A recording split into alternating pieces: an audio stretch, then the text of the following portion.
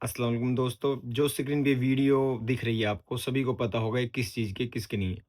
ये है अपनी जो रेवासन में अभी कंपनी बनकर तैयार हुई है एयरटेल की।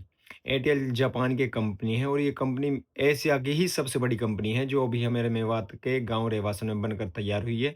और अभी फ़िलहाल इसका जो हायरिंग का प्रोसेस है, जो जिन बच्चों को इसमें नौकरियां दी जाएंगी या रोज़गार दिया जाएगा, उसका जो प्रोसेस है हायरिंग वगैरह का, इंटरव्यू वगैरह का, वो भी बिल्कुल चलने वाला है। स्टाफ है, जो मैनेजर वगैरह है, उन्होंने ये स्टेटमेंट दी है कि भाई इसमें जो 40 किलोमीटर का जो दायरा है इसका, इसके अंदर से हम किसी भी बच्चे को या किसी भी व्यक्ति को इसमें रोज़गार नहीं देंगे। तो इससे साफ-साफ ये आता है कि भई मेवात का एरिया जो है उसमें से हम किसी बच्चे को इसमें जॉब नहीं देंगे। तो इस चीज़ का क्या सीधा-सीधा सा अर्थ बनता है? इस बनता है कि भई मेवात को हमेशा जैसे पहले था उस तरह से ही रखा जाए। और जैसे पहले भी, इससे पहले भी जो अपना उजीना में जो कंपनी आई थी उन्होंने भी सेम यही रूल अप्लाई किया था कि भाई मेवात से किसी भी बच्चे को हम जॉब नहीं देंगे। इस चीज़ से ये साफ नज़र आ रहा है कि भाई जो इन फ्यूचर में जो और कंपनियाँ वगैरह इसमें आएँगी मेवात में अपने, वो भी यही रूल अप्लाई करेंगे कि मेवात से किसी भी बच्चे को हम रोज़गार नहीं देंगे। अब ये बताओ, ज़मीन हमारी, हमारी जगह में ये कंपनियाँ बन रही हैं, फिर हमें ये जॉब ना दी जाए, हमको इसमें रोज़गार ना मिले, तो ये बताओ हमारा हमारा क्या फ़ायदा होता है इससे? मतलब हमारा हक ना बनता है इसका प्रदर्शन करने का, इसका प्रोटेस्ट करने का, इसके खिलाफ प्रोटेस्ट करने का, ये कुछ हक नहीं बनता?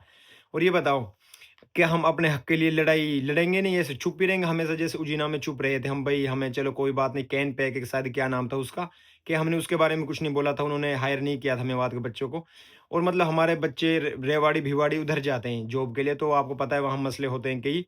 और ये बताओ, अगर आपने अब भी आवाज़ नहीं उठाई ना, ये एयरटेल जो कंपनी है, ये भी ऐसे ही करेगी, जो इन फ्यूचर में और कंपनियाँ आने वाली हैं, वो भी किसी मेवात वाले को हायर नहीं करेंगी।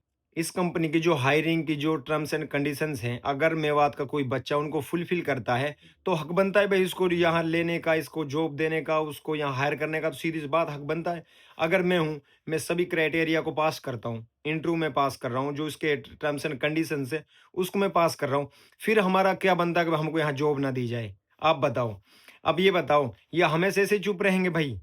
हमारा हक बनता है, हम सभी मेवात वाले, मैं खासकर यूथ से ही कहूँगा, हमेशा मैं यूथ के लिए बोलता हूँ भाई, क्योंकि मुझे पता है जो हमारे बुजुर्ग थे उनका बेचारा टाइम चला गया, वो उन चीज़ों को नहीं जानते कि भाई हक के लिए आवाज़ कैसे उठाते हैं, हमेशा उन्होंने वोट करता है नेताओं को और उनके पीछे चलता है। ये अब हमारी बारी है और तुम्हारी बारी है, मैं युवाओं को खासकर कह रहा हूँ कि अब तुम अब अपने हक के लिए कैसे लड़ते हो, कैसे प्रोटेस्ट करते हो, कैसे इन नेताओं से जिनको हम वोट करते हैं, कैसे इनसे तुम्हें काम निकलवाना है।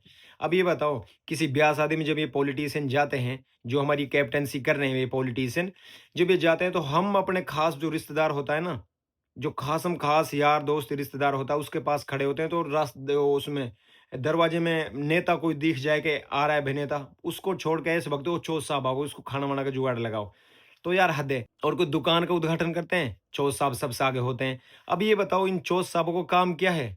अब इन चोर साहबों से अब लो तुम काम, अब इनके पास जाओ, सारे के सारे इकट्ठे होके जाओ कि भाई चोर साहबों, ये जो अभी एयरटेल कंपनी रेवासन में जिसका उद्घाटन जस्ट हुआ है और इसमें अभी जो हायरिंग का प्रोसेस चल रहा है, और जो उजिया में भी कंपनी बनी है, कि भाई हम लोगों को क्यों नहीं लेते आखिरकार ये? हमने इनको ज़मीन देते हैं, हमारी ज़मीन पर ये बनती हैं, हम सब कुछ इसमें हमें है, एबिलिटीज़ हैं हमें ये सब फुलफ़िल करने के, जो इनके कंडीशंस और टर्म्स एंड कंडीशंस हैं, भई इंटरव्यू हम पास करेंगे, डॉक्यूमेंट सब हम इनको देंगे, फिर हमको क्यों नहीं लेते भई ये? क्यों हमें रोज़गार नहीं देते?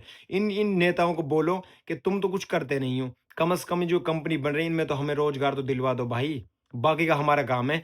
जो रूल वगैरह हैं इनको तो तुम ख़त्म करवाओ, कि ये अपने पास से क्या रूल बना रहे हैं यार, ये कोई रूल है? कि 40 किलोमीटर के एरिया से हम किसी को लेंगे नहीं। तो मैं सभी से भाई हाथ जोड़ के मेरी विनती है, यूथ से विनती है, भाई सभी अपने गाँव वाले इकट्ठे होके या जो पूरा ब्लॉक इकट्ठा होके, मेवात का बालक इकट्ठा होके, सभी भाई इकट्ठा होके इन पॉलिटिशियन के पास जाओ भाई, और प्रदर्शन करो। इन पॉलिटिशियनों को सबसे आगे रखो, जैसे ब्याह-शादी में इनको आगे रखते हो ना, और ये सब ये पॉलिटिशियन इनसे बोलो, आप हमारी कैप्टेंसी कर रहे हो भाई साहब, आप हमारी रहबरी कर रहे हो, आपका ये हक बनता है जैसे हम आपको ब्याह-शादियों में, जैसे कोई दुकान का उद्घाटन होता है सबसे आगे रखते हैं, ऐसे आप आगे जाओ और इनसे बात करो। ब रीज़न क्या है ना हमें हायर करने का?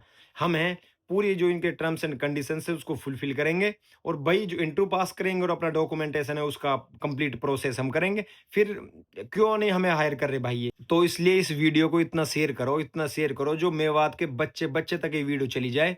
और तुमको क्या करना है, मैंने तुमको सब बता दिया भाई, ईज़िली प्रोसेस है, आप जाओ, सब इकट्ठे हो, एकता के साथ काम करो और इन पॉलिटिशियन के पास जाओ। ये उस कंपनी के पास जाएँगे, उनके जो मैनेजर है, जो हेड है, जो ओनर है, कोई भी उनसे बात करेंगे।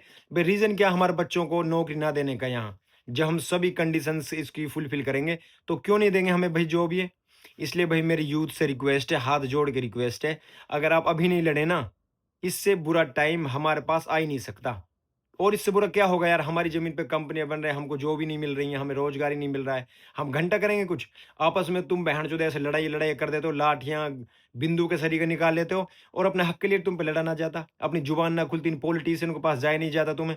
केस करवाने के लिए तो पट देने चले जाते हो तुम कि भई हाँ, चो साहब उस पे 307 लगना चाहिए, जो 5 लाख रुपए लग जाएँ। अरे! अपने बच्चों का भी ख्याल करो भाई, इन फ्यूचर में भी अगर तुम्हारे पास रोज़गार नहीं रहेगा तो ज़मीन तो अब चलेगी। ज़मीन किसके पास आधा किला है, किसी के पास 1 किला है, किसी के पास है ही नहीं।